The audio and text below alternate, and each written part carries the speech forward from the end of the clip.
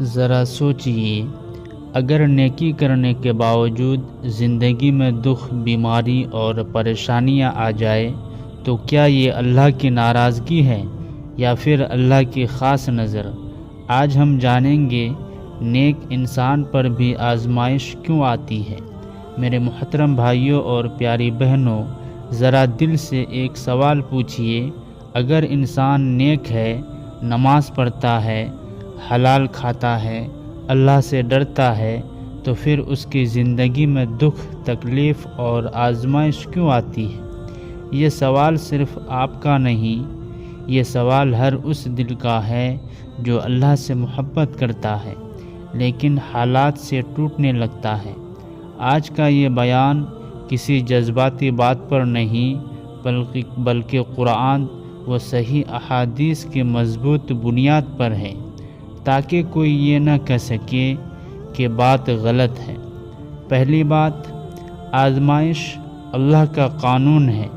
اللہ تعالیٰ قرآن میں صاف اعلان فرماتے ہیں، کیا لوگوں نے یہ سمجھ رکھا ہے کہ صرف یہ کہنے پر کہ ہم ایمان لائے انہیں چھوڑ دیا جائے گا اور ان کی آزمائش نہیں کی جائے گی؟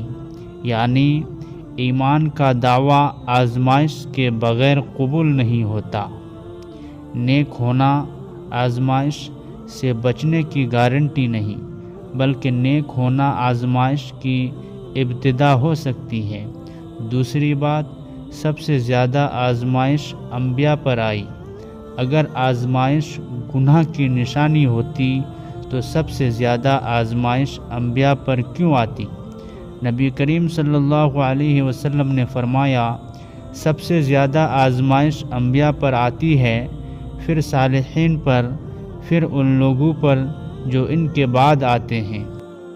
سوچئے، نبی کریم صلی اللہ علیہ وسلم کو طائف میں لہو لہان کیا گیا، حضرت ایوب سالوں بیمار رہے، حضرت یوسف علیہ السلام جیل میں ڈالے گئے۔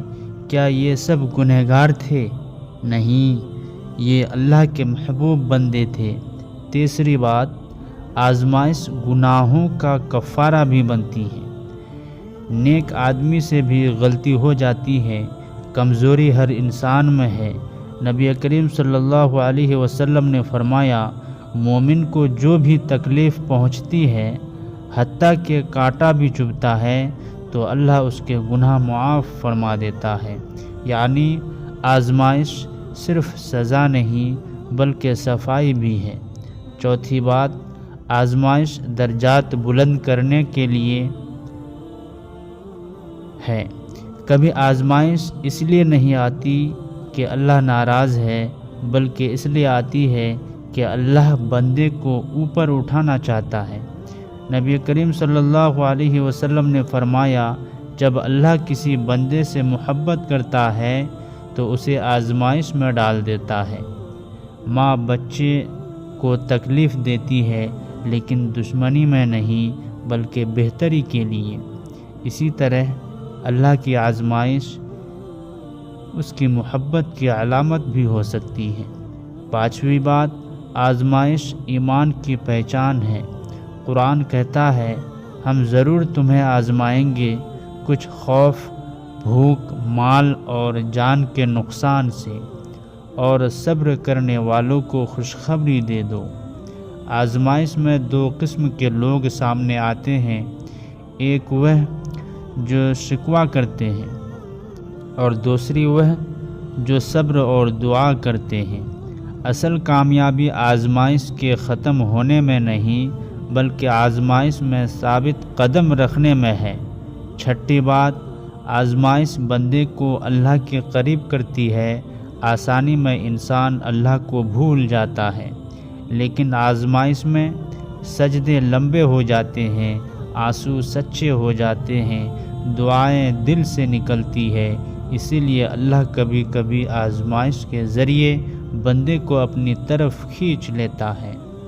اہم سوال، آزمائش میں ہمارا رویہ کیسا ہو؟ نبی کریم صلی اللہ علیہ وسلم نے فرمایا، مومن کا معاملہ عجیب ہے، اسے خوشی ملے تو شکر کرتا ہے اور تکلیف ملے تو صبر کرتا ہے۔ دونوں میں خیر ہے، لہٰذا شکایت نہیں صبر، مایوسی نہیں دعا، گلہ نہیں یقین۔ آخری اور سب سے اہم بات میرے بھائیوں، آزمائش اس بات کی دلیل نہیں کہ اللہ چھوڑ چکا ہے، بلکہ اکثر یہ دلیل ہوتی ہے کہ اللہ دیکھ رہا ہے کہ میرا بندہ مجھ پر کتنا یقین رکھتا ہے۔ اگر آج آپ آزمائش میں ہیں تو سمجھ لیجئے آپ تنہا نہیں، اللہ آپ کے ساتھ ہے، اور ہر رات کے بعد فجر ضرور آتی ہے۔ اللہ ہمیں صبر کرنے والوں میں شامل فرمائے اور آزمائش کو ہمارے لیے بلندی کا ذریعہ بنائے۔ آمین یا رب العالمین۔